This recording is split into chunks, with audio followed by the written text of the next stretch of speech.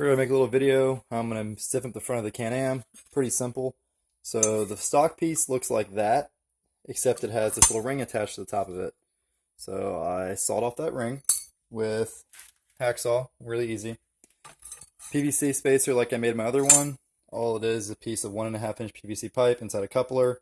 Glue it, trim it down to the thickness you want.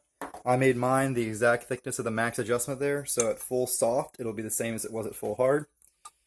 So cut that piece off, drop on your spacer, drop on the piece you cut off. This will act as a shim to keep the spring aligned. Okay, so that gives you about probably 1 inch more ride height. It'll keep it no sag even when it's full of mud and stuff. However, you'll still have the same up travel. So to deal with that, I added this. This is, let me find the other one I'm going to use. It's a cap for like a suspension bushing. I have another one, but I don't know where it is.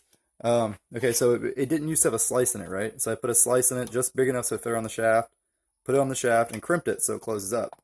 So that adds 1/4 inch to the top of the bump stop. And this will all sit up against here,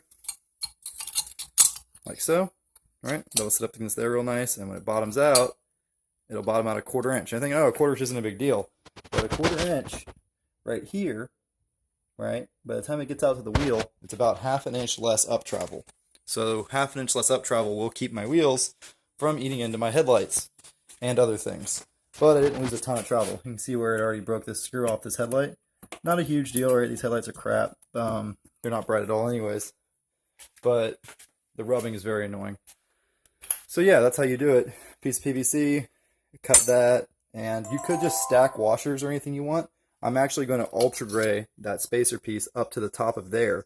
That way it doesn't bounce around with the bump stop and scratch up my shaft. Yep. Also, I'm going to ultra gray the bump stop to the top because you don't want the bump stop sliding up and down because it'll hold sand in it. It'll eventually wear the shaft. Can-Am's kind of sloppy. As you can see, their suspension geometry doesn't line up right. See how this is all rusty after 100 miles? It's because the bushing isn't in there straight. Because the way the suspension lines up, it's making the bushing walk.